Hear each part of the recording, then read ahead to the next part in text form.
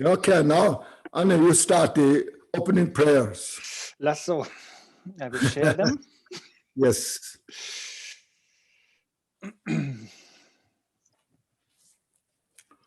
So in the Buddha, Dharma, and Supreme Assembly, I take refuge until enlightenment. Through the merit of practicing generosity and so forth, may I accomplish Buddhahood for the benefit of all beings. In the Buddha, Dharma, and Supreme Assembly, refuge until enlightenment. Through the merit of practicing generosity and so forth, may I accomplish Buddhahood for the benefit of beings. I take, in the Buddha, Dharma, and Supreme Assembly, I take refuge until enlightenment. Through the merit of practicing generosity and so forth, may I accomplish Buddhahood for the benefit of beings. May all sentient beings have happiness and the causes of happiness. May all sentient beings be free from suffering and its causes. May all sentient beings never be parted from sorrowless bliss. May all sentient beings fight in equanimity, free from bias, attachment, and hatred. The ground is purified with water and flowers.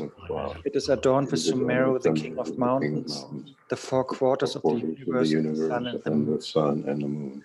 Thinking of it as the blessed Buddha field, I offer it. By virtue of this offering, may all beings here and now attain the happiness of that pure land. Tram Gu Ratna Mandala Putsa Mega Samudra Saparana Samaya Ahong.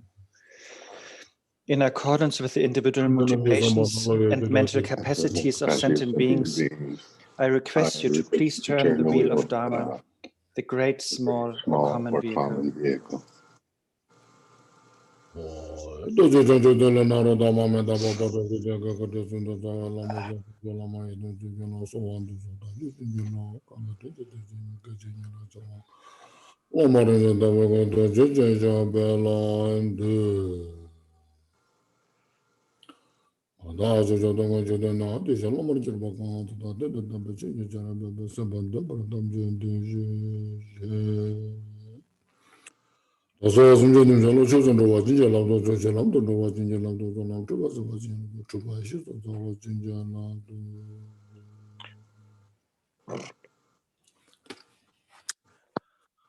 Okay, hello everybody. As we said the opening prayers, please cultivate the altruistic thought, the mind of the enlightenment, the bodhicitta, to achieve complete enlightenment, Buddhahood, for the benefit of all sentient beings. So to maximize your mind like the space, infinite. With this mind, then we will study these precious teachings. As now, many of you have been studying Dharma for many years, and because you got the benefits from the Dharma, so your interest continues, and it not only just continues, you are so much kind of dedicated your life to develop, progress the Dharma study and practice. Now, as you know, it all comes to the mind. The mind, as we have discussed, is so complex. The fundamental cause of all the samsara, nirvana, is the mind. When the mind is confused, it creates the samsara. When that confusion is dispelled, and there's nirvana. So you see, and that's the reality nature. As I usually kind of say these things, emphasize, so Buddha's teaching is not a religion. It's not something to believe about it, but it's something we have to, how it functions. Now, all based on the causality, what kind of results is manifested. and what we want and what we don't want. That's the fundamental interest in the study, practice, Dharma teachings. So it's come to the mind. So the mind is the norm. Sometimes you say, when you talk about so much about the mind, people think you have some kind of problem, the neurosis, you have like a neurotic problem. People think that, but that is misunderstood. Basically, everything is functioning in the mind, as you can see, in the society, in the group, in the country, also depend on the mental state, how things functions. You see, when the mind is more kind of accepting, pure, and they see how things are more flexible. When the mind is so arrogant, so fixated, how much problem is manifested. So you see, all this about the mind. Therefore, Buddha's emphasis on the bodhicitta is so important. It's for our own benefit. But we need sentient beings as an object so that we can work. Without sentient beings, we cannot practice compassion. Without sentient beings, we cannot practice the practice of generosity, so forth. So sentient beings are very important factor. With the Buddha taught the wisdom, all the skills Buddha taught.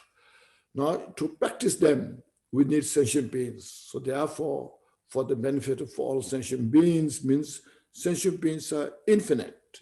As you can see in the ocean, how many different types of kind of beings are there. Fish, all this in the ocean kind of sentient beings are there. Then on the land, look at the say ants. How many ants are there in the world? You see. So like this, if you go to the jungles, there's so many different types of sentient beings, infinite. So therefore, if our mind can reach to all these sentient beings, then our mind is more kind of maximized to the endless magnetized. So that's why bodhicitta is about that. So when we become Buddha, then Buddha has the infinite qualities, wisdom, compassion. So to that kind of qualities of the mind we have within us. But right now what happened is we are under the control of our mental afflictions. So that's why in the text you read all this talking about how to kind of degenerate this mental affliction as a cause of suffering. So we need our acknowledgement that these mental afflictions are nothing but only cause of suffering for oneself and others. You see, we are so limited because of our mental afflictions. That's what's called the obscuration. That's called karmic obscuration, klesha, mental affliction, obscurations.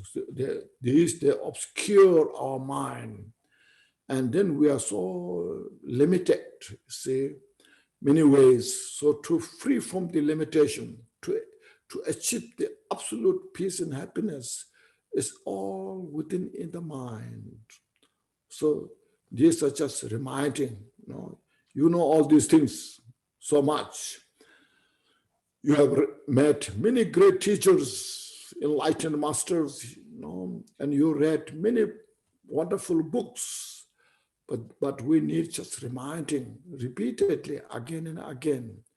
And then we just change our pattern from samsaric to the enlightenment. That's our very focus of our Dharma practice. So now we're studying the famous book, the Bodhicharyavatra, the way of the Bodhisattva, or the Bodhisattva's way of life. This has 10 chapters. This book has 10 chapters. So we're just out of necessary to make this year successful, productive. We need this 7th chapter, the diligence. For enlightenment, we need diligence. In the society, we need diligence. The perseverance, the joyous effort. We need all this. We need enthusiastic way of thinking, altruistic thoughts, indomitable courage, strength we need. So this comes from this understanding and practice of the chapter 7, the diligence. So far, what we went through is first, what means diligence? That it defines a joyous effort. Because the effort, the diligence will bring us towards enlightenment. So in enlightenment, Buddhahood is achieved by the diligence, by the perseverance. See. Now next, what kind of obstacles are there? Now understanding basically our attachment in the samsara. So we're attached with very small things. We don't have such a great mind to see the absolute nature. So everybody in the world interested this life. How to make my life in this life happy. And then without much wisdom, without much skill, we're just lacking the cause, how to achieve peace and happiness. So it's all, you see, please just reflect carefully. What I said was very limited also, So you have to kind of read more, practice more, and then you get benefit. You get more benefit because your mind is so powerful. More you study, more you practice, your understanding becomes more kind of deeper. It goes to the deep, because your mind is infinite. So then next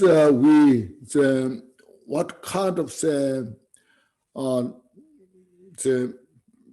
the diligence is there. So we also, there are some classifications, you see, aspirations, you see, and see how much aspiration we need, and then how much kind of confidence we need, how much energy we need. So these I'm describing now, all the methods, how to overcome the cause of suffering, basically. How to overcome the cause of suffering. The cause of suffering is there when we don't know. And they just undermine all our abilities, good qualities, and making us miserable. So that is going through now. This is on the way, this, So last time we just did, my failure is aspire to Dharma. Now and in the past has brought me to my present dereliction, limit. Who therefore would spurn such aspiration? See, this means, you see, due to lack of our wisdom and dedication, still we're the samsara. From the limitless lifetime up until now, we're just going around in the samsara repeatedly. Some days we feel good, some days we don't feel good. And then life goes. Everything is, impermanent.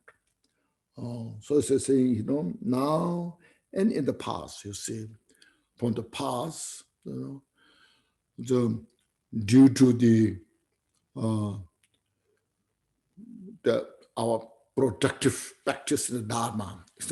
Dharma practice doesn't mean something spiritual training.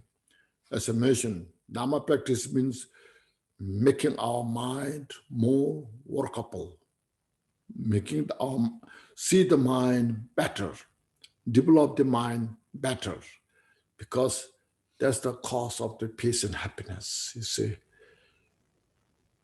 So this is very important. In that, there's no excuse. We have to just go forward. So now today we start verse 40, aspiration.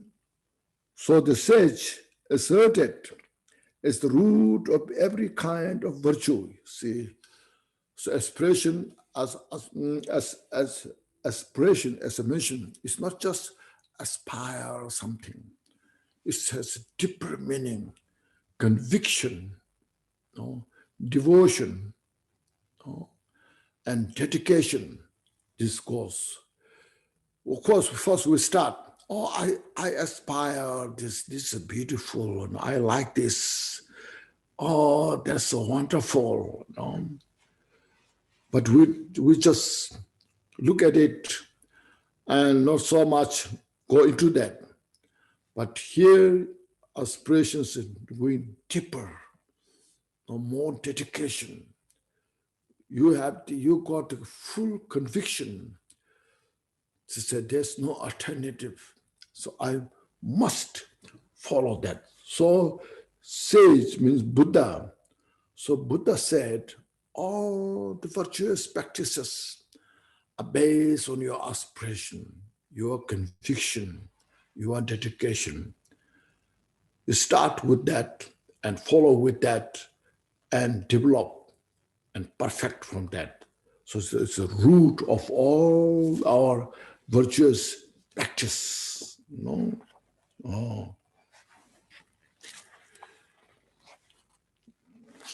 So it's very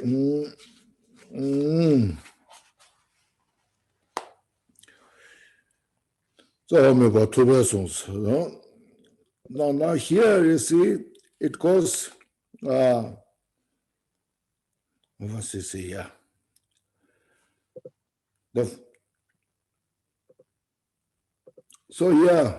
Aspiration of the sage is the root of every kind of virtue.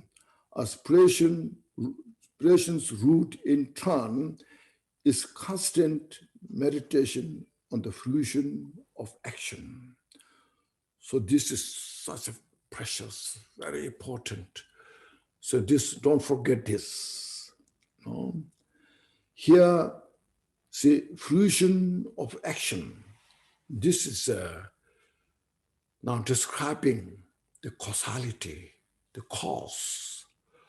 All the root, all this, you see, result, or should say effect, all the manifestations are based on the cause. See, whatever the cause we have created, directly or indirectly, it has effect, it has result.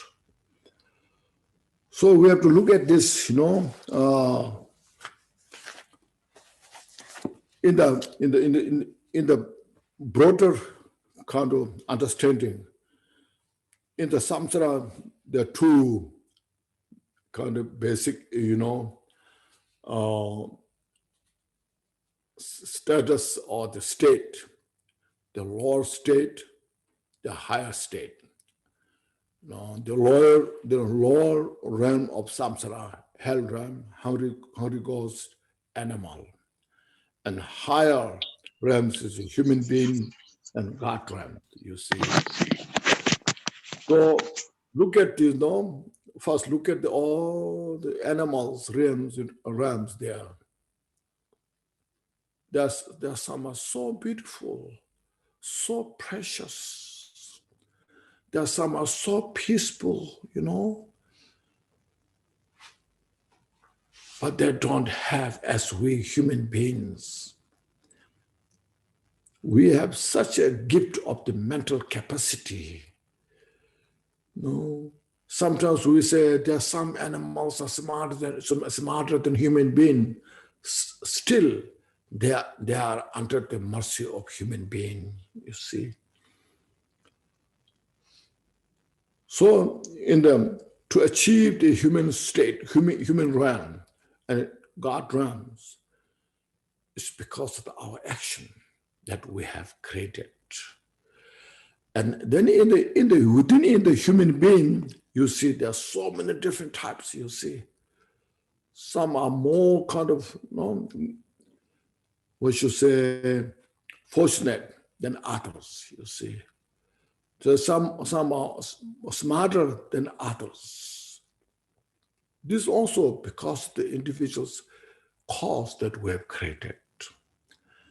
And then beyond samsara, nirvana, the Sharavakas, Partik Buddhas, Bodhisattvas, Buddhahood, is all the result of the action that we have created. So we have to meditate on this. Means just meditation is not just, mind becomes, think nothing. Here meditate means make the mind clear, precise, and then start from there. So that's why this verse 40 is very important. So please keep that, if you can memorize, that's wonderful, Aspiration, so the sage asserted, is the root of every kind of virtue. Aspiration's root, in turn, is constant meditation on the fruition of action. All the actions we have put has a consequences. Nothing is wasted, whether good or bad. So meditate on this, reflect on this. This is the essence of all the teachings. And also you see, there's a bodhicitta. You can see emptiness, compassion. Because of our compassion, meditation on this, and on the basis of compassion, developing bodhicitta towards the enlightenment, Buddhahood. Well, on the path with compassion, realization of the emptiness, and this together, the method and the wisdom, it creates such kind of cause to purify all the root cause of suffering. So please meditate on this and practice, you see. So that's just brief about this verse 40. Then 41, you see, the body's pain, anxieties of mind, and all my fears of various kind, to be deprived of what I want, such as the harvest of my sinful deeds. Now that you see, look at the samsara. Physically, so like we're aging, we're getting sick, different types of sickness. There's so much in the world. Like now, say, this pandemic, COVID-19, look at this. With connection with that, how much anxiety is there in the mind? Because we are so attached to our body. That's why Lord Jigdasumbu said, the body is the basis, the wandering in the samsara. How much until our resource goes to the body. Or we take care of the body. We need house because the body. We need car because the body. We need all this. Look at this now. You go to the store, all the different types of supplements. No?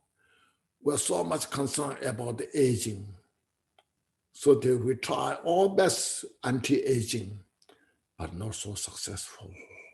No? And then mentally, anxiety, the fear, so all this, you see. And all my fears of various kinds, you can see that. They're to be deprived of what I want. Even though we have everything, still we feel, I don't have enough. I need more and more, see. And there are some other, actually, they don't have food to eat, don't have clothes to wear. No. In the desert land, you see, animals have no grass to eat, no water to drink. So like this, oh, look at this various, such as the harvest of my sinful deeds, you see, this is the one. Mentally, you know, our ignorance, delusion. From there manifests attachment, aversion, then pride, jealousy, so forth. You see, this you can see very clearly. Only Buddha gives us this great wisdom to see these things, the cause of suffering. No other will teach you this. If you talk much about this, they think you have some mentally problem. No, you have some kind of, psychological problem. People think, no. So like purify these mental afflictions. What's wrong with you? No, they will say. But without this, there's no peace. See, in the modern society, they will feed you to fulfill our attachment, to increase our attachment. When the attachment is more increased, greater there is aversion, hatred, because they are connected. Even though the attachment and aversion are very contradictory, no? People will not teach you so much how to release attachment. They will teach you, oh, anger is not good, no, the revenge is not good. But without the attachment, there's no anger, you see. Just for example, look at you on our table. So you have a beautiful, expensive laptop in front of you. And that laptop or that iPad give you all the informations. And because of that, you are so attached to that. No. So when you are so much attached to that, if somebody stolen that, or it breaks, and it breaks your heart. There's so much anger there. There's so much resentment there because of our attachment to that. This is just an example. If I don't have so much attachment to this iPad or laptop or my phone, if it lost, it doesn't matter so much. I may miss some, but it will not bring so much suffering as when we have the attachment. So look at these. So because of these mental afflictions, then we create the karma. So, different types of karma you see. There are physically 3, verbally 4, the 7 non-virtuous action. Just generally in the world. It's not a Buddhist thing. Beyond that, there are so many others. Look at, just reflect on this. Now, we as a Dharma practitioner, it's very important. Look into this and then see. So get the real good understanding, get the conviction. Yes, it makes sense. And then we purify these things. The mental afflictions. That's why impermanence is so important point. And see, look at everything as illusory nature. Now, please don't misunderstand. When I say illusory nature, everything is negative. No. Illusory, no, everything is manifestation. Help us not too much fixated, grasping, more fixated, more grasping, and more apprehended, then there's more suffering there. See, if you know how to relax, seeing everything as reflection gives us real peace. Before realizing emptiness, you see, first see everything as impermanent and everything is like a mirage. See, everything is like, you see, cloud, bubble, like a dream. Then, step by step, it helps us to realize the emptiness. Otherwise, our emptiness will be dualistic emptiness. In our daily life, we have all these experiences. They are real, very concrete, substantial. Then on the other side, there's emptiness. There's nothing exists. Then it's a dualistic emptiness. That's not the right emptiness.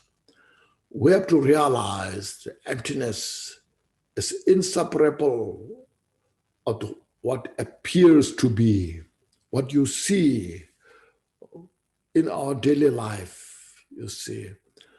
So then it really will help us to release our this as a mission, very fixated mind, to purify this. So we need all the supports. So this is also very important. You see, the body's pain, anxiety of mind, and all my fears of various kinds. You see, we have so many fears in the world. There's fears politically, there's a fear. Business, economically, there's a fear. Then there's a daily life fear. Those who are rich, they have fear. Those who are poor, they have fear. So all these are kind of mentally not prepared, see. So to be deprived, we are deprived by many things because our mind is not prepared. So this is just the diligence, what we need, recognize this and practice this, So here I'm just putting so much putting emphasis of the practice, not just intellectually understanding. I'm sure many of you are smarter than me. You have studied many philosophical texts, like mathematical systems. But I'm here putting emphasis on how to practice, how to get direct benefit through the study, practice, Dharma teaching. Then it's not become a religion. It's not become a Buddhist philosophy, but it can become a life, that which we need by everybody. Not only Buddhist, everybody need this. Then next, but if my acts are good, sincerely intended, then no matter where I turn my steps, the merit gained will honor me with its resulting benefits. So this all describing causality, you see. The causality is so important. So karma is among them, Karma is within that section. As I mentioned repeatedly, everybody keeps so busy. The politicians they're keeping so busy. The business people are keeping so busy because they want to make something to get a better. But if you don't know it, then we are just confused. So here say no, but if my acts are good, actions are like say 10 virtues, just basic understanding. Sincerely intended. This sincerely intended, of course, there are some are maybe very sincerely intended, but if they don't have wisdom, they make a big mistake. So what we need is that intention based on wisdom. See, compassion, not to harm others. So that we need the intended, the intention we need based on wisdom, critical insight, through your own conviction. It's not that somebody said so. Of course, we have to follow what Buddha said. Buddha will never make mistake. So then no matter where I turn my step, means if I have a good karma, without making mistake, everything done right, then wherever I go, the result will manifest. Life after life. If you say previous life, before previous life, because previous life we made something good karma, so this life we got precious human life. Because of that, we got opportunity to study, practice Dharma, so precious. And then in the world, when you have good intention, based on wisdom, as I mentioned, compassion, anywhere you go, you will encounter positive. You will enjoy the good result. So say, no matter where I go, turn my steps, the merit gain will honor me. Means I will enjoy the result, the good karma that I have created. With its resulting benefit. So without expectation. So there are some individuals who have the mind of bodhicitta, loving kindness, compassion. Wherever that person goes, everybody respects, appreciate, admire, they honor. It's not that just person, but because that practice has done. And there are others who is always negative, kind of say, hurting others, negative thoughts, negative actions. Wherever that person goes, people don't respect. People just thinking of the ill. Oh, this person is not a good person. No, there's always this suffering is there. So you see, this is not a religion, you see. It's universal. It's just a matter of understanding. So, as I mentioned, Buddha's teaching gives us wisdom to see farther, deeper, more broader, you see. Not just only this life, but this life after, life before. Not just only oneself, but others. Because we're all interdependent, interconnected. So look at these. So these are so how to identify what means good condition. It's not just being just kind, just say kind. No, it's not just that. Practically, what is based on foundations. So it's kind of this deeper meaning on this. So then see verse 43.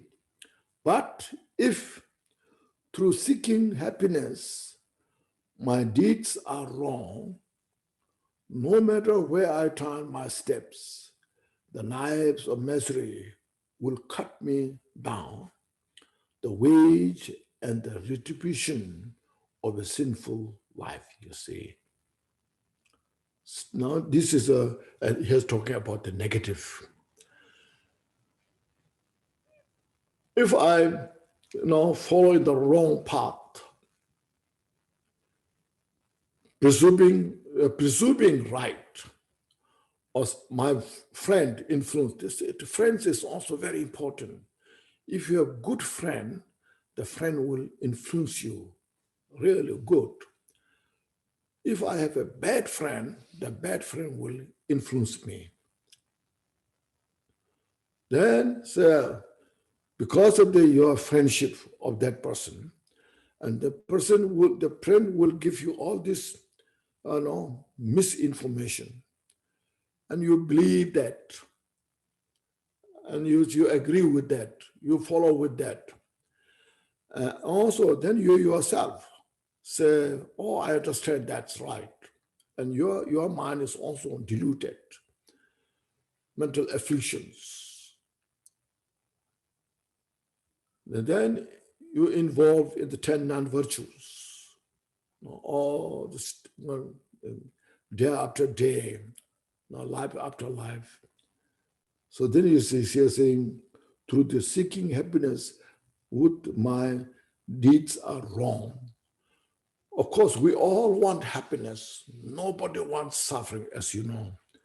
But we face suffering due to our wrong action. So saying, no matter where I turn my steps, from previous life to this life to next life, or in this life, wherever places I go, my steps done, see, the knives of misery will cut me down because of these wrong deeds. Here, wrong deed means non-virtues are wrong deeds for the happiness. So in the previous, this text, they mentioned, you see, we all want to free from suffering. But we chase the suffering. We all want peace and happiness, but we destroy them as if they were enemies through the ignorance. This is what is, no? So this is not a Buddhist thing. It's not a religion thing, religious thing. This is a causality, a universal. Now, how whole universe is functioning is on the base on this causality. So look at this. For our own interest and for the interest of the whole country, for the interest of the sentient beings in the world, in the universe. So it's, it's very important to have that kind of wisdom to see the cause of suffering. So when I suffer, no, this is what I directly don't understand, but this is what Buddha taught. And it's true. Just look at it in our mind. When there's a aversion, when there's a negative thoughts, we don't have peace. Our mind becomes so limited, very narrow mind. No? Whereas if our mind is open, just our compassion goes everywhere, our understanding goes everywhere, then there's a peace, there's a tranquility, you see. So we can see it directly about this effect. So this very important, so the ways, the reputation of a sinful life is the result of our negative action. So look at this. So develop the bodhicitta. This is the diligence we need to practice this. So no. Then verse 44, through virtue, I will rest within the cool heart of a fragrant, spreading lotus. With the splendor nurtured by the sweet words of the conqueror, then from the lotus opened in the sage light, in supreme form, I will arise to dwell the blissful Buddha's hair in presence of victorious ones. This is like a Buddha felt like a pure land. So true virtue is this like 10, as mentioned, like 10 virtues. Practice of the 10 virtues. We can say meritorious action. Then with love, compassion, bodhicitta. And with this understanding, avoiding all the non-virtues. So then through virtue, I will rest within the cool heart of fragrant spreading lotus, like the pure land. I will rest on the lotus, not in the samsaric state. So because of the virtue that you see, with the splendor, the dignity, nurtured by the sweet words of conqueror, so well in the pure land, then you receive these teachings. They're so fresh, not hot. No, so this is called, you see, by the splendor nurtured by the sweet words of the conqueror. My mind is nurtured, my body is nurtured by this wisdom, the great teaching, the teachings of Bodhicitta. From the lotus opened in the sage's light in supreme form, I will rise, born in the lotus. Then, not just sit, you're born in the lotus. Not ordinary birth. So this achieving to that state is not just praying. May I born there, may born there. No, praying is beginning. I'm not saying we should not pray. Of course, we pray, but prayer itself is not enough. Now we need action. Action, the 10 virtues. Renunciation of samsara. You have to renounce the samsara to achieve such place. While we're attached to the samsara, we cannot be reborn in the Pure Land. No. Seeing samsara is something, a place of suffering. It's not the desirable place to stay there all the time. For the benefit of sentient beings, I must be reborn in the Pure Land. Then to see, then from the lotus open in that sage Buddha's light, in supreme form, I will arise, I'll be reborn in the Pure Land, in the lotus. To dwell, to stay there, blissful Buddhas here in the presence of victorious ones. Then you receive all those teachings as I mentioned, and then you kind of study, practice that, you become the Bodhisattva in the front of these Buddhas. So this is result of our virtuous practice. Not only reborn in the Pure Land, but even where we are, if we have these good qualities, it is Pure Land, because the nature of the samsara itself is nature of nirvana. So then, verse 45 is talking other way around. Now, what makes the hell realm suffering? Or else, as wages of my many sins, due to my negative actions, negative thoughts, then in the hell realm, my skin completely fried, and my skins are just peeled. I shall be utterly brought low, so kind of low. And in the hell realm, suffering constantly.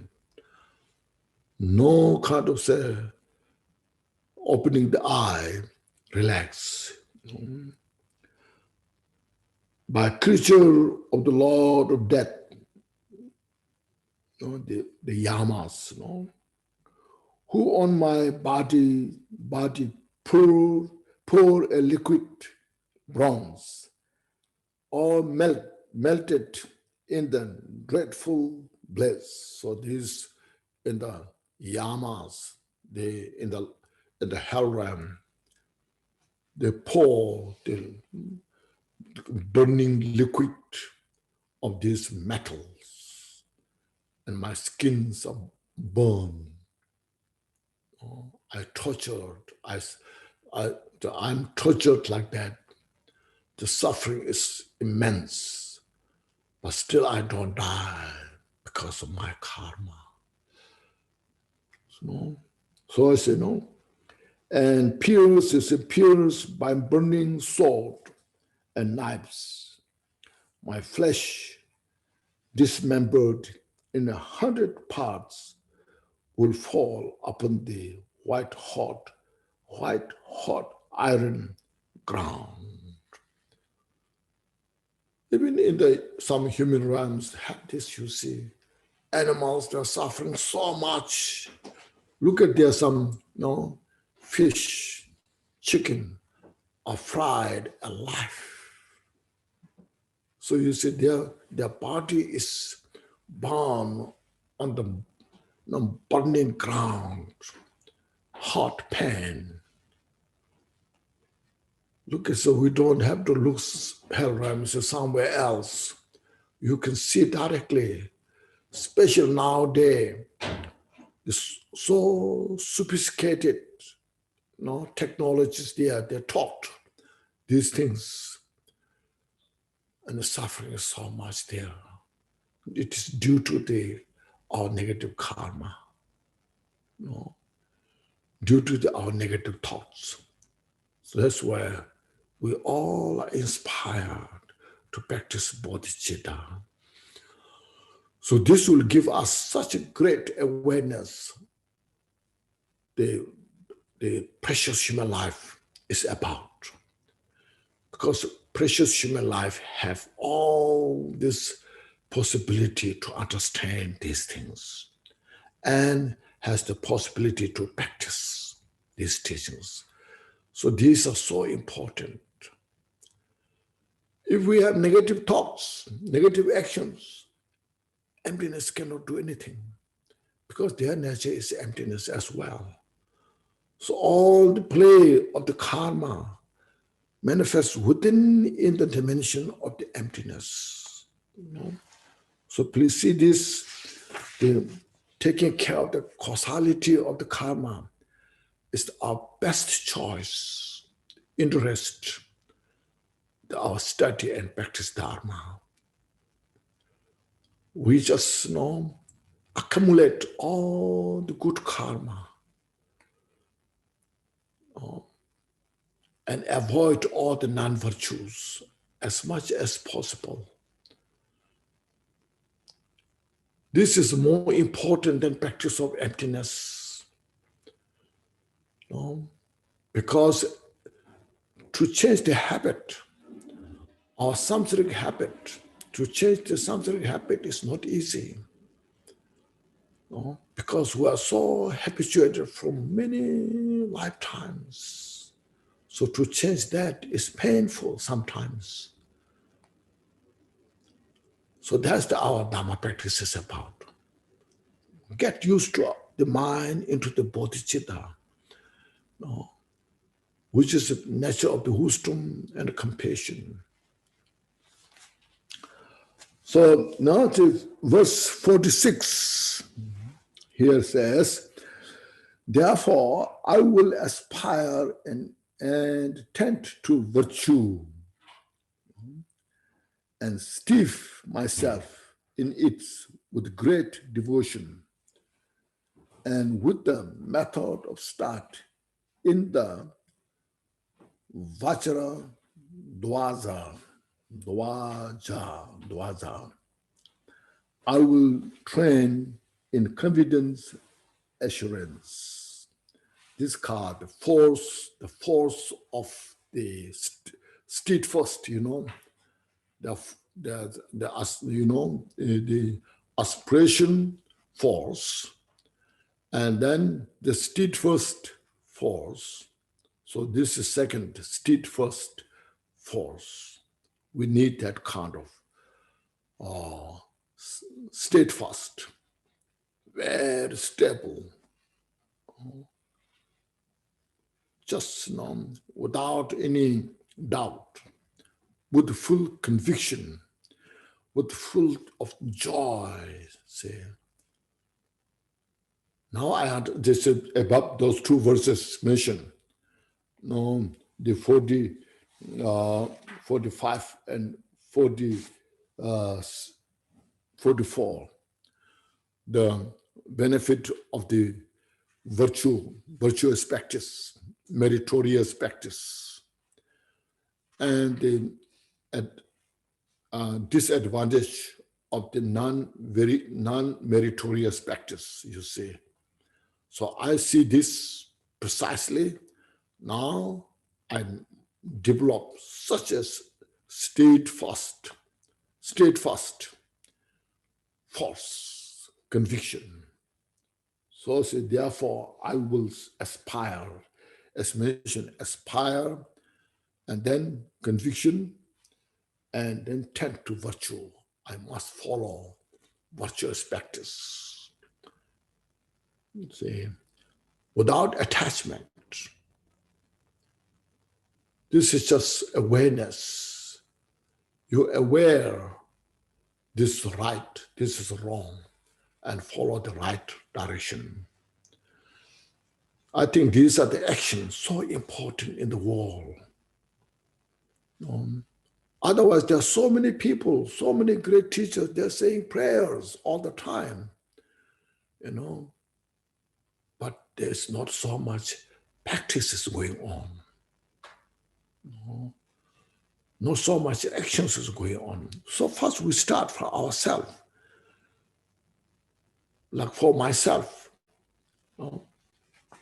I keep the 10 virtues and avoid any of the 10 non-virtues. So that's the, I will aspire and tend to virtue and stiff myself, so follows,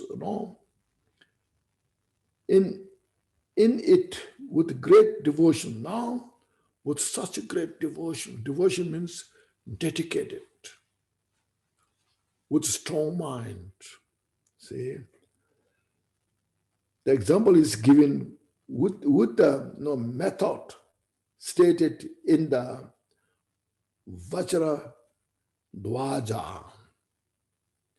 This is a dedication chapter that Buddha spoke in the Autamsaka Sutra.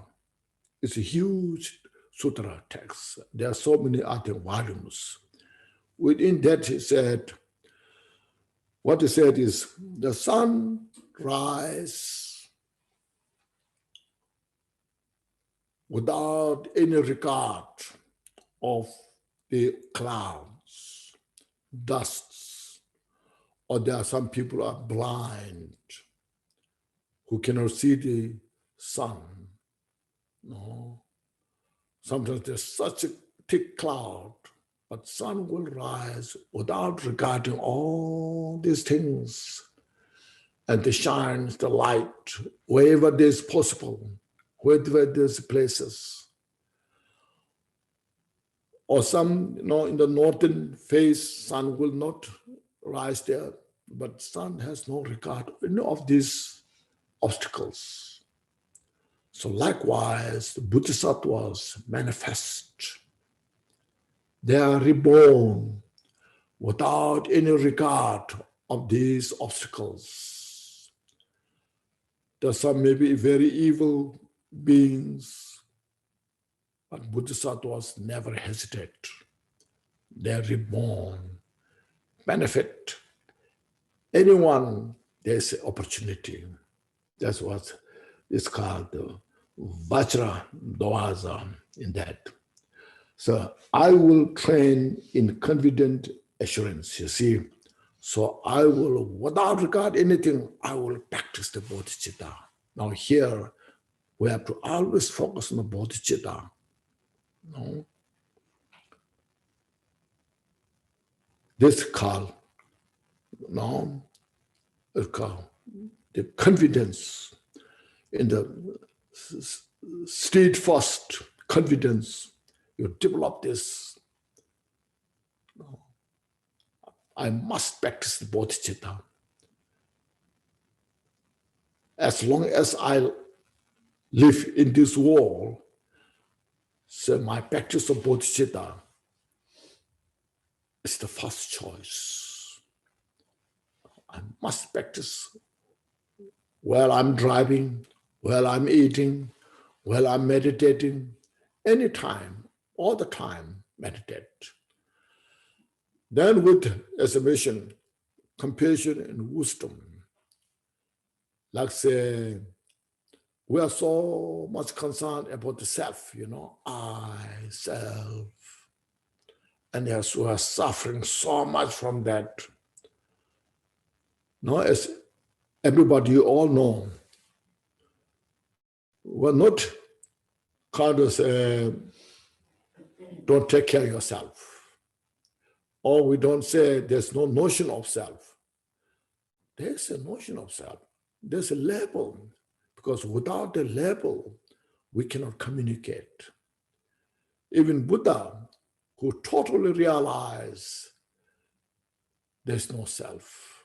But Buddha said, when I teach, when I walk, my Dharma teachings will benefit sentient beings, so forth.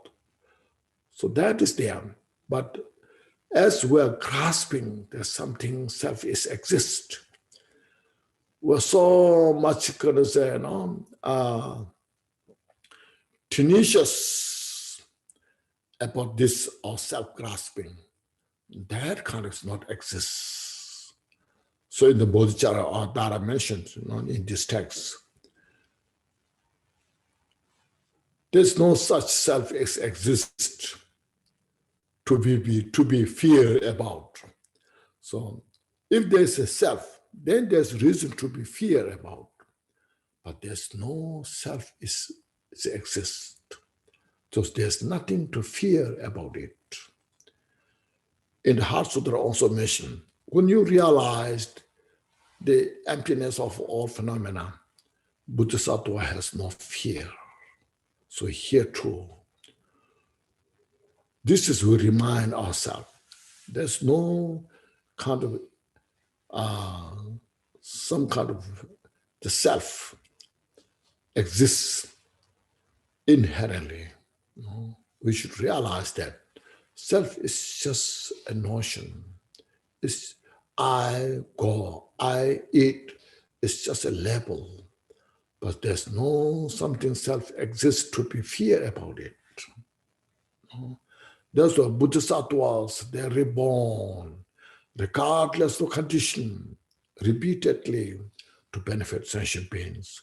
So this is called, I will train in confident assurance. I assure myself to practice the bodhicitta. See?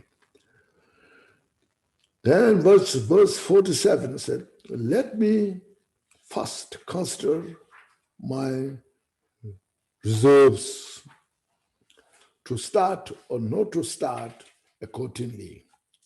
It might be better not to start. But once begun, I should not then withdraw. So this is saying, now this is very skillfully, carefully not described. Sometimes it's, oh, you just jump, then see what happens, They're saying here, of course, we have to do all the good things, but we have to first start, investigate carefully that I can do or cannot do now. Let's say giving, practice of giving. So Bodhisattvas, they give their eyes, their eye, their hands.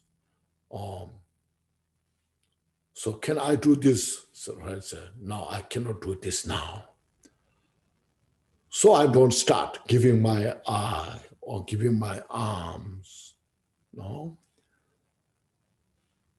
I practice giving what I can. As earlier mentioned, so first you give a piece of vegetables. Then you start from there and get used to it stronger and stronger. Later, through the practice of the emptiness, and then you see your body as also just a piece of vegetable. As you have no fear to give the vegetable, then at that time you have no fear to give your body. So this is what it's saying. So let me first consider my reserves, you see, what I can, what I cannot, to start or not to start accordingly, or any Dharma practice. See, it might be better not to start. You know, when I cannot give my alms, I better not start giving my alms. Otherwise, I'll be regretted. It's so painful. No, this Dharma practice is not for me, you know. You may give up. So not good. So first I start what I can. See? Then, but once I began, you see, I should not then withdraw. Once I now began to do things, then I should not withdraw it. First, carefully investigate. So this is very wise advice, no?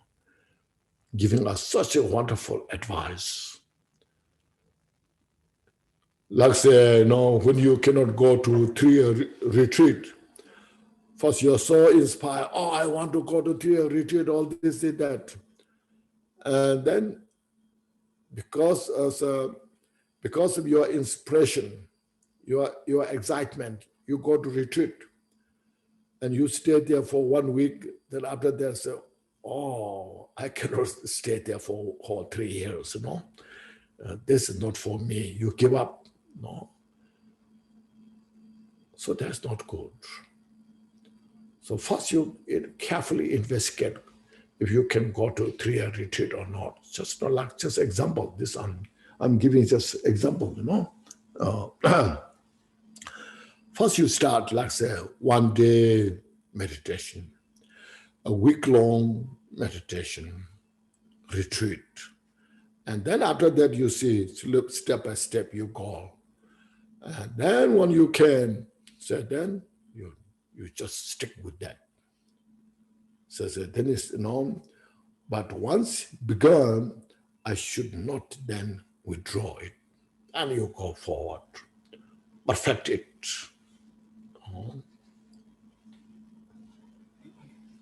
This is not saying you don't start at all. No. You must start, but you start step by step, you see.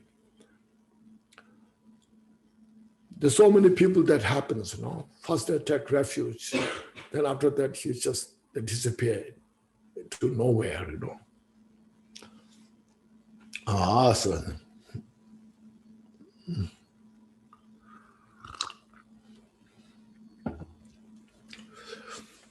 then verse 48 that continues. For if I do such things, the pattern will return in later lives, and sin and pain will grow, and other action will be left undone, or else will bear a meager fruit. So this is this continuation. First, you're so excited and so interested, you start. But if you withdraw it, then that pattern, that habit will continue. It's not good. For if I do such things, the pattern will return in later lives, not only this life, next life, other lives. See, you start, then you give up. You start, you give up. It's not good. Later lives, and sin and pain will grow, because first you're so committed, you want to do it, but then you give up. So that becomes such obstacle to develop your practice, your meditation.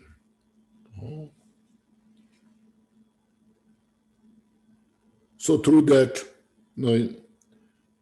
between that, some negative thoughts manifest, negative actions manifest. That becomes a cause for suffering. So they say, and sin and pain will grow, and other actions will be left undone. And a lot of things undone.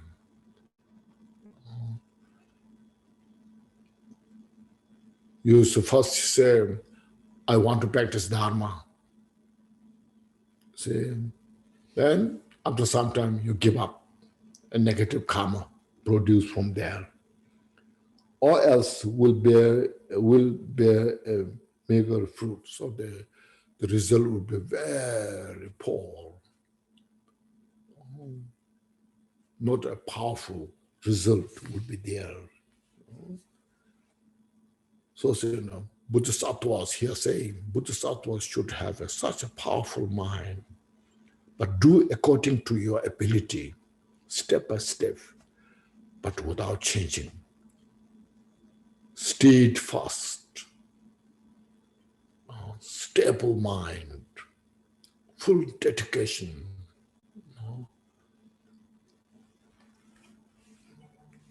So that's, it's called the force of this steadfast confidence.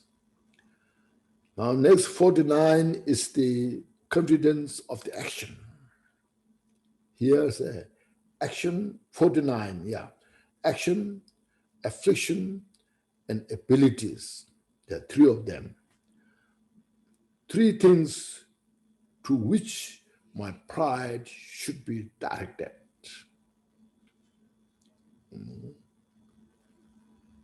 Directed means assurance. I will assure now, practice Dharma through this action. I will do this by myself, by myself. I will do this myself alone. So you should have such a kind of confidence of the actions. I will do this by myself, without relying on anybody. I will accomplish this. I will benefit this. So without fear. These words define my pride of action. See, this is what means the pride, the confidence of the action. I will do it. So I will attain enlightenment, Buddhahood, without any other regards. Then I will benefit sentient beings. So like that, see, we need this more in the world.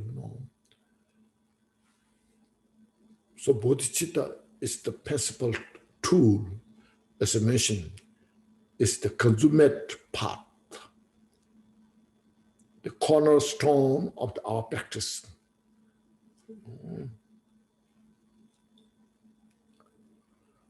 So now here is saying, see, these words define my pride of action.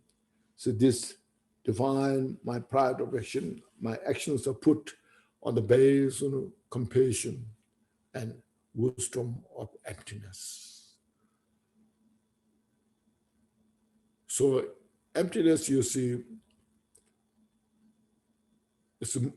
it's not a Buddhist philosophy, as I mentioned. It's the reality nature of all phenomena. Everything functions in the dimension of the emptiness. There's no separation. But we don't have a wisdom to capture that. So that wisdom we have to train step by step, to see how everything functions within the emptiness. So then the compassion rises from there. Sentient beings are suffering so desperately due to lack of the wisdom.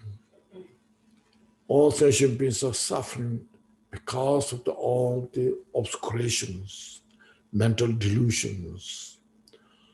So the compassion and the wisdom of the emptiness are the principal tool,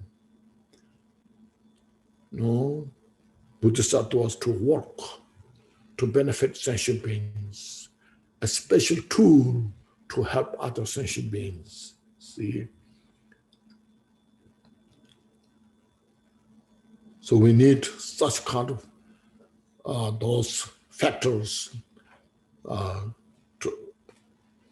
to help sentient beings with the confidence of the action. Now here's coming more, see, verse 50. Overpowered by their minds' afflictions, worldly folk are helpless to secure their happiness. Now first he's saying, as I mentioned earlier, in the world, in the samsara, you see, everybody desires for peace and happiness.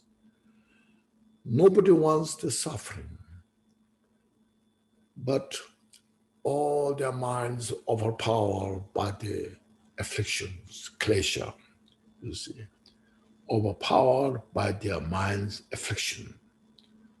This is very important that we are aware all the time.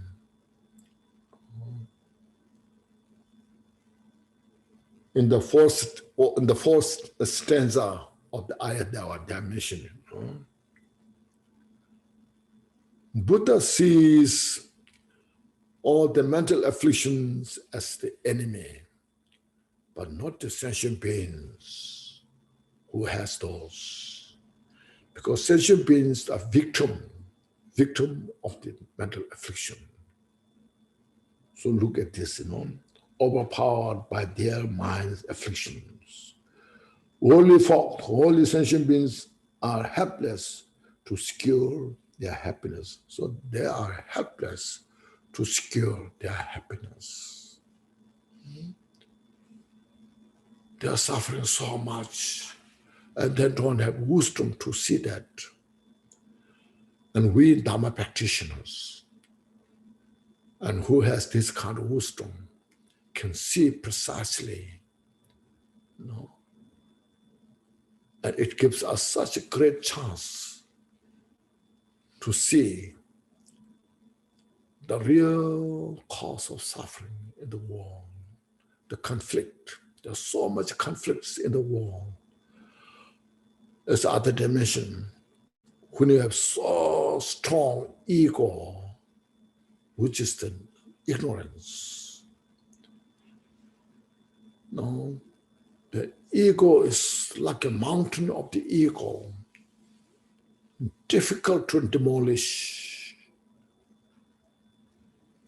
And that person is under the slave of this ego. And that person itself is suffering so much. And then it brings the suffering the rest of the world, or in that surrounding. You can see that very clearly, That's where we practice Dharma, where we need to practice Dharma. As mentioned, Dharma practice is not a religious training. No. It's not a training to get some title, but it's a training to purify all these different types of suffering. And that's our interest. We should know that. Otherwise, I mentioned, so go to 3-year retreat, then we say you got a title of some title, retreat master like that. So he or she went to 3-year retreat, now he's a retreat master. It's not that purpose,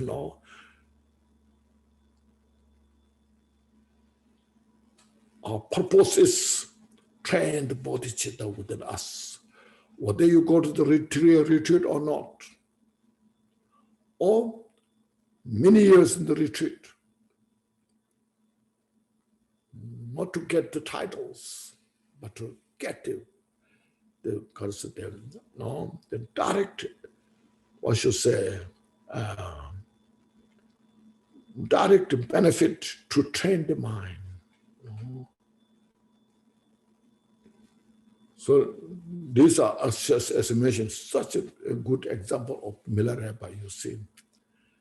He was in the retreat rest of his life. So he didn't have a title of retreat master, you know. Milarepa didn't go around and say, I have a retreat title, retreat master title. But once he trained his bodhicitta, then he's helping every sentient being's accounts. So like that, this is our interest of this practice, Dharma teachings, you see. So compared with those who wander, I'm apples. What he's saying is here, compared to these beings who are overpowered by the affliction, afflictions, kleshas. So here I study, practice bodhicitta, so I can do better. This is not out of ego, but out of confidence. So I can do it. See? So this, therefore, shall be my task. So this is my work. I have to do this without fear, without kind of egoistic way, but with confidence, out of great bodhicitta. When somebody is making mistake, giving advice, this is not the way to do. If there's chance, we must handle this in a better way, more skillful way. So there is a less suffering, less confusion. See?